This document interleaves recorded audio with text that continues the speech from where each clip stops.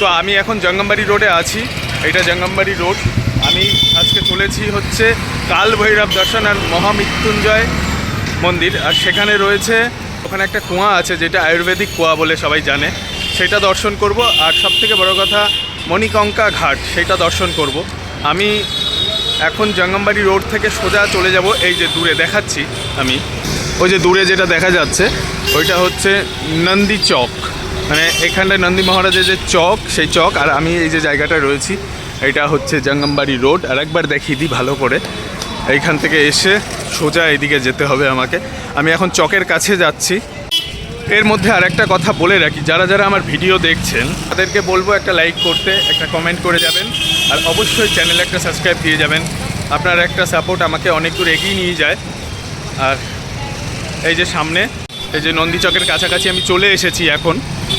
এখান থেকে আর একটুখানি পথ গেলেই আমি চলে যাব কাল ভৈরব। আমি দেখাচ্ছি কিভাবে আমি যাচ্ছি কাল ভৈরবের দিকে।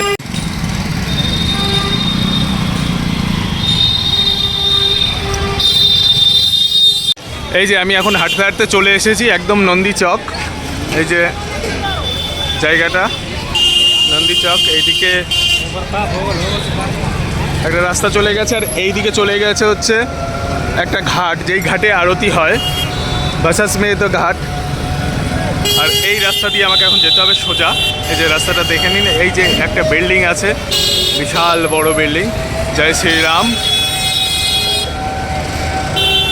পার করছি এখন নন্দী চক, এই যে জায়গাটা দেখাচ্ছিলাম এতক্ষণ।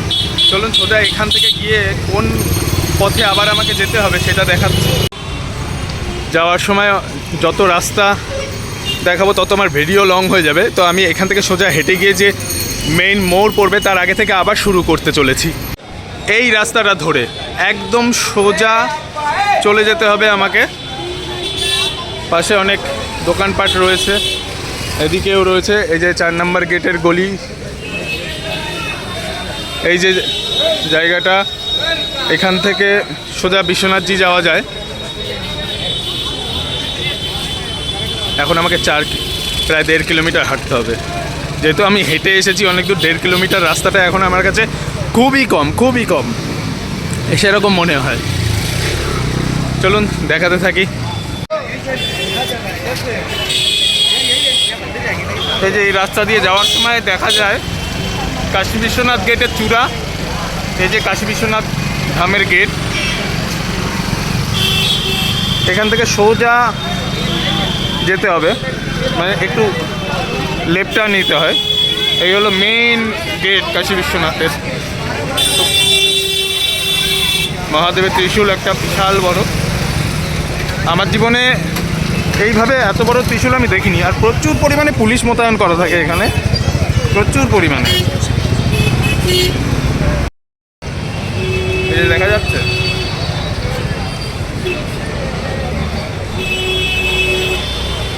ডান দিক ধরে ফেলেছি, মানে এই রাস্তাটা ছাড়া যাবে না, এইটাই মেন রাস্তা। এইটা যেমন আঁকা বাঁকা পথ ধরে গেছে সেইভাবেই চলে যেতে হবে।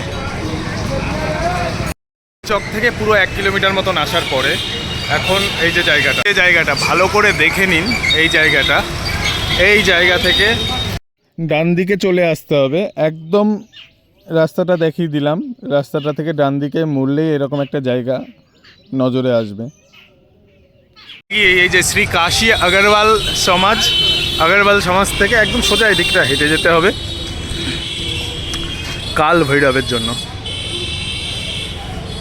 যাই হোক, ওই সোজা চলে আসার পরে দেখুন এদিক থেকেও একটা রাস্তা, ওদিকেও একটা রাস্তা গেছে, কিন্তু ডান দিকের রাস্তা ধরতে হবে আবার।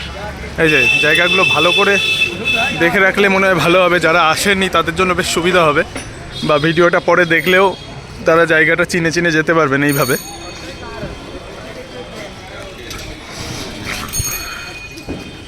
রিক্সা বা টোটোতে আসলে এই জায়গাটা নামিয়ে দিত, কিন্তু আমার মনে হয় আমি হেঁটে এসেছি বলেই যে বলছি তা নয়, হেঁটে আসাই সুবিধা। কারণ টোটো অটো পুলিশে যেভাবে অসুবিধা করে বা আসতে যে সময়টা লাগে তার থেকে কম সময়ে হেঁটে পৌঁছে যাব এরকম।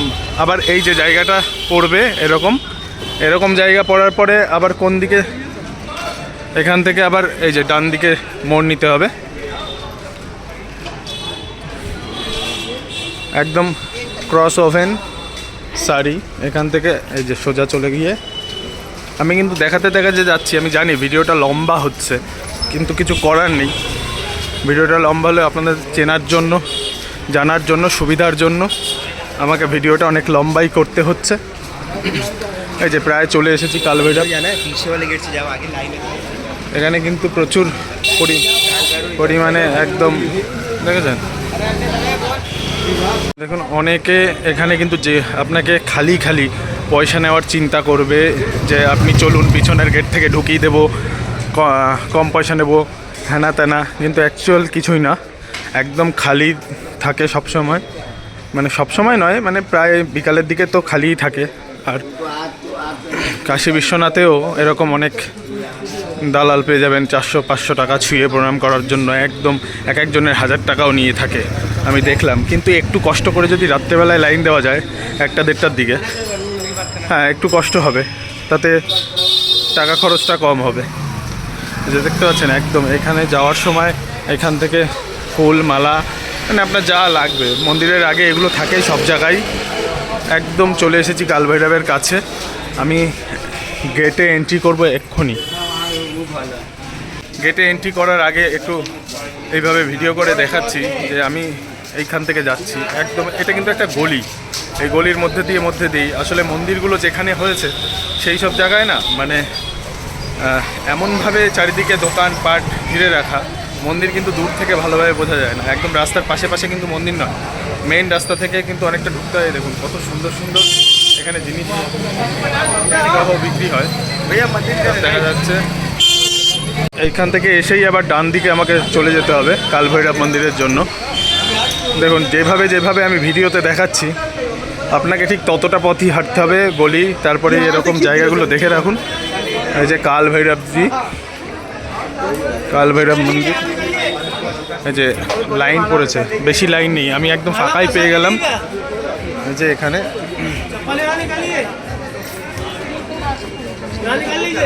এখানে জুতো খুলে বা সবার দোকানগুলো জুতো খোলা যায়। এখানে এনাদের এখান থেকে মালা বা জুতো কিছু কিছু কেনা যায়। আমি লাইনে আছি, এভাবে লাইন দিতে হয়েছে। এটা কিন্তু এখানের একটা বিশেষ দর্শনীয় স্থান কালভৈরব।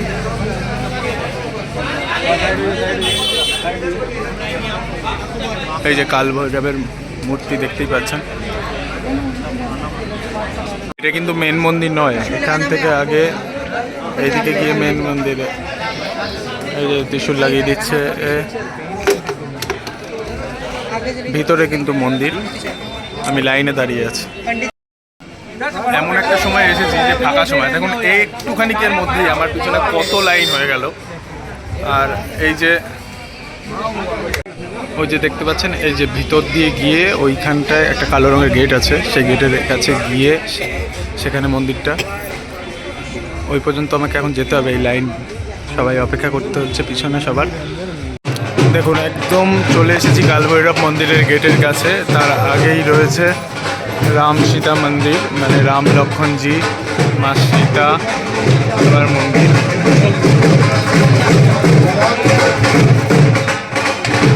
রাম সীতা মন্দির এইটা। এই যে তখন একটু পিছনের দিকে ছিলাম, এখন আবার সামনে এসে আবার ভিডিও করছি। আমি আমার প্রণামটা সেরে, এই যে হচ্ছে কালভৈরব মন্দিরের গেট, বিশাল গেট একদম। জানি না এরপরে তখন সবাই কীভাবে পয়সা লাগাচ্ছে ওখানে।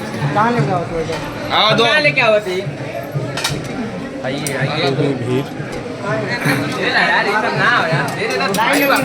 যতক্ষণ। এই হলো কালভৈরব বুঝলেন, ভিতরে সত্যি কথা গা ছমছম করে ওঠার মতন একদম। কালভৈরব তো কালভৈরবই একদম।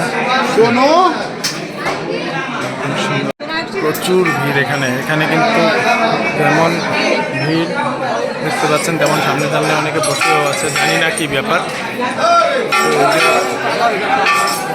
সবাই সেই অনেক পুরনো ঘন্টা, এটা দেখেই বোঝা যাচ্ছে যে কীভাবে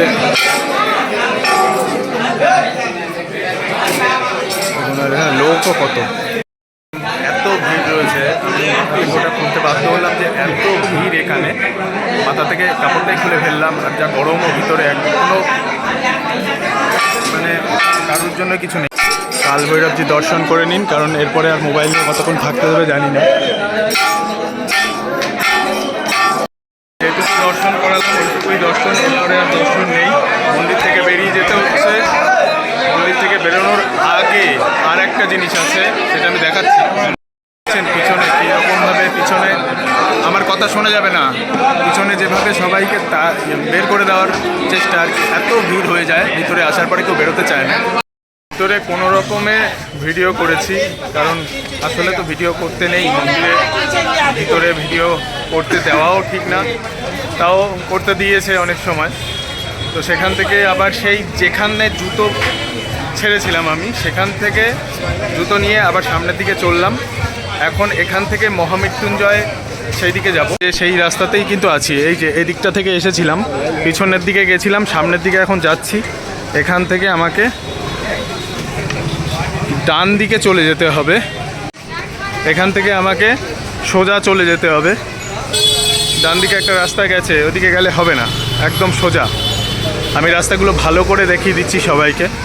আবার যে মোড় আসবে সামনে, সোজা যেতে যেতে সেখানে নিয়ে যাচ্ছি।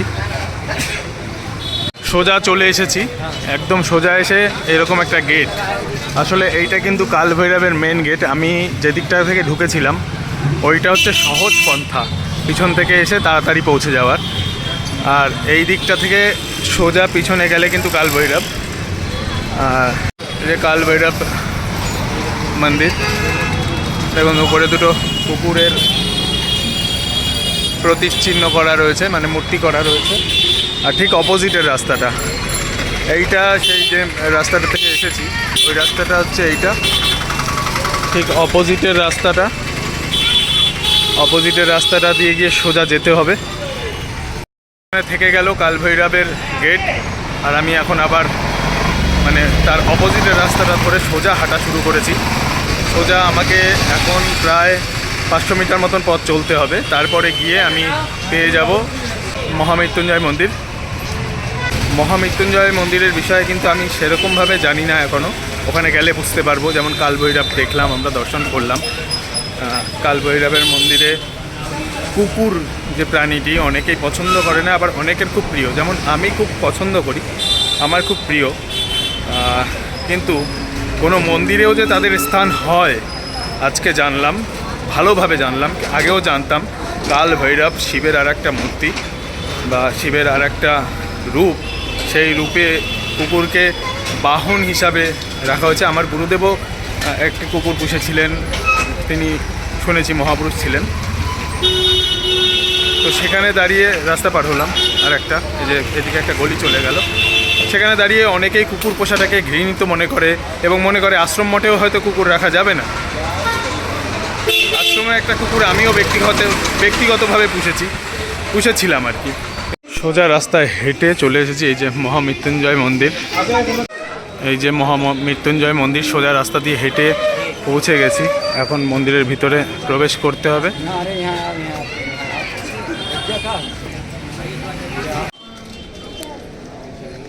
মহামৃত্যুঞ্জয় মন্দিরে প্রবেশ করছি। যে প্রথমেই করবে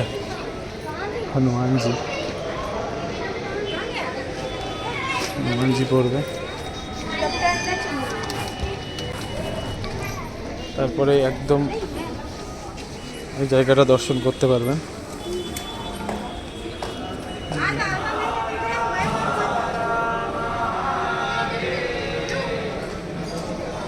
আয়ুর্বেদিক কুয়া, যে কুয়ার কথা বলছিলাম, ভিডিও করতে একটু সমস্যা হয়, কারণ এখানে সেই জল অবশ্যই খেতে হবে। এখানে হাত পেতে দেবো একটু, আমি জল আমি পান করব।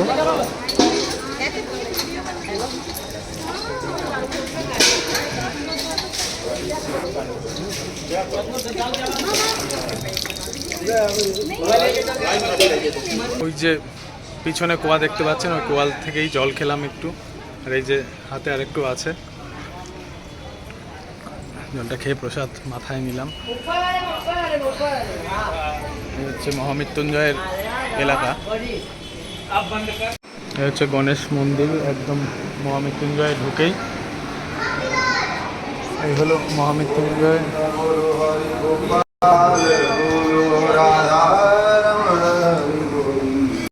এটাই হলো মহামৃত্যুঞ্জয় মন্দিরের মূল বিগ্রহ, অর্থাৎ এটাই মহামৃত্যুঞ্জয়। মহামৃত্যুঞ্জয় মন্দির থেকে বেরিয়ে পড়লাম, পিছনে রয়েছে, একদম ভালোভাবে দর্শন করেছি। আর তাছাড়া বিশেষ করে ওনারা ফোন অ্যালাও করেছে বলে ভিতরের বিগ্রহটা খুব সুন্দরভাবে দেখাতে পারলাম। এখন বেরিয়ে এখান থেকে চলে যাব ঘাটে। সেই ঘাট আমি গেলে জানাতে পারবো ভালোভাবেই, যে ঘাটটা হচ্ছে যেখানে সব সময় 24 ঘন্টা চিতা জ্বলে, মানে ওই ঘাটের চিতা কখনো বন্ধ হয় না। সেখানে গিয়ে আপনাদের পুরো ব্যাপারটা আমি দেখাচ্ছি। আমি যে পথ ধরে এসেছিলাম সেই রাস্তার মাঝখানে কিন্তু সেই ঘাট। চলো দেখা যাক। ওখান থেকে সোজা চলে আসি মণিকাঙ্কা ঘাটের দিকে, একদম যেখান থেকে আমি যাওয়া শুরু করেছিলাম সেই দিকেই, তাই আর পিছনের দিকের ভিডিও বানাইনি। এই হলো মণিকাঙ্কা ঘাটের দ্বার। এখান থেকে মণিকাঙ্কা ঘাটে যেতে হয়, যেখানে সব সময় জলে চিতা, মানে চিতার যে অগ্নি সব সময় জ্বলে। এখান থেকে ডান দিকে একটা রাস্তা চলে গেল, ওদিকে না গিয়ে এই যে বাঁদিকের রাস্তাটা ধরতে হবে। গাড়িতে জ্যাম লেগে গেছে, এখানে একটা বাসের গাড়ি ঢুকেছে।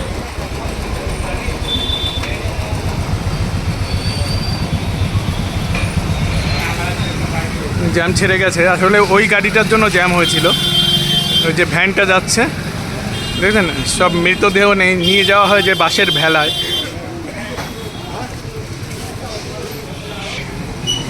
যে বাসের দোলা, সেই বাসের দোলায় নিয়ে যাওয়া হচ্ছে। ঠিক দেখে রাখুন জায়গাগুলো কীভাবে যেতে হবে।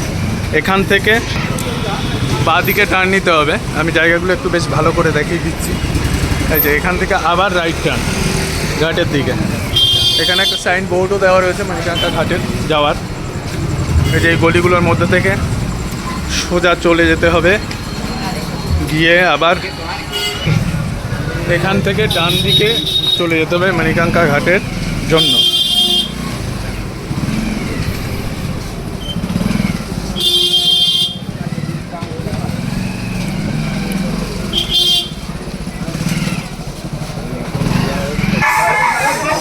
আঁকা বাঁকা পথ ধরে সোজা মণিকাঙ্কা ঘাটের দিকে চলে যেতে হবে। এই যে রাস্তায় যেতে যেতে একটা মৃতদেহ যাচ্ছে। সব সময় এখানে চিতা জলে, তার চাক্ষুষ একটা প্রমাণ আমি পেয়ে গেলাম এখনও পৌঁছায়নি ঘাটে। দেখুন যেতে না যেতেই একটা শবদেহ ঘাটের দিকে চলেছে। 24টা ঘন্টা এখানে চলে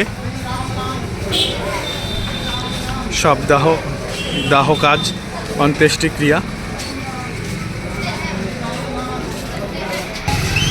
এই ভ্যানটার কারণে খুব এগানো যাচ্ছে না, ধীরে ধীরে যেতে হচ্ছে।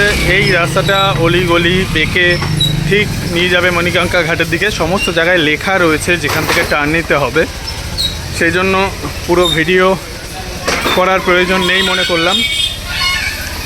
যাই হোক, এখান থেকে আর 200 মিটার মতন গেলেই মণিকাঙ্কা ঘাট। ঘাটের কাছেই চলে এসেছি। ওই যে ঘাটের ওখানে সেই লাইট, ওখান থেকে ফলো ফোকাস করেছে, দেখা যায় মহাদেব। ওখান থেকে জাস্ট লেফট নিয়ে, মানে বাঁদিকে ঘুরেই এই জায়গাটা চলে এসেছি, একদম ঘাটের কাছে। দেখাই যাচ্ছে এই দেখুন কিভাবে গাছ বিক্রি হয় সব সময় এখানে, যেহেতু চিতা জলে। এই যে এইসব জায়গা থেকে গাছ বিক্রি হয়। আমি সোজা ঘাটে চলে যাচ্ছি, একদম সব সময় এখানে মোড়া পোড়া একটা যে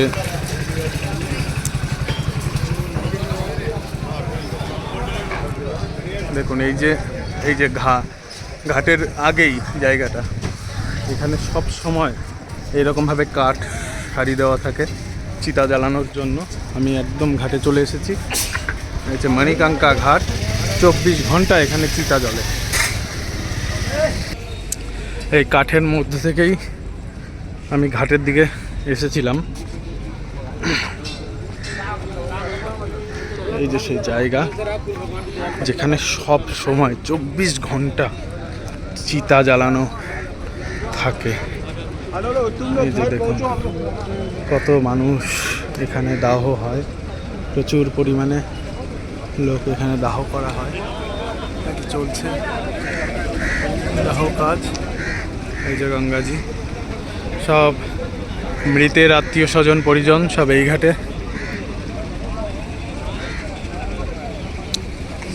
ঠিক চিতা সোজা এইখানটাতেই চিতা জ্বালানো হয়। ওই যে টিন দিয়ে ঘিরে রাখা হয়েছে এবং এইখানেও একটা ছোট চিতা জ্বলছে। সব সময় চিতা জ্বলতে থাকে এখানে 24 ঘন্টা। এই সেই জায়গা। আর এই হলো একটা মন্দির। এই মন্দির, এই যে দেখুন কিভাবে সব সময় একটা দুটো না, প্রতিদিন কয়েকটা চিতা জ্বলে। এই যে শব্দেও নিয়ে যাচ্ছে, এখনো লাইনে রয়েছে, ওখানেও রয়েছে, পিছনেও রয়েছে। মৃতের আত্মীয় স্বজন সবাই এখানেই।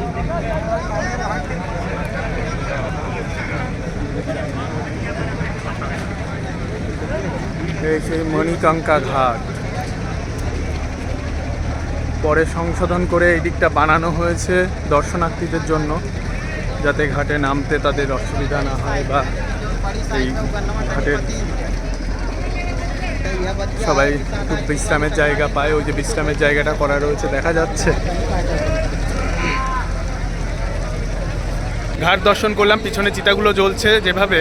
আর এই যে গঙ্গাজি, কিন্তু আমার যেখানে যাওয়ার কথা সেই মন্দিরটা এখান থেকে আরও 10 মিটার। একটু সন্ধ্যা হয়ে যাবে, তার আগে আমি একটু ফেসবুকে লাইভে যাব। আমার ফেসবুকের যে নাম সদানন্দ মহারাজ, সেখানে যেতে হবে।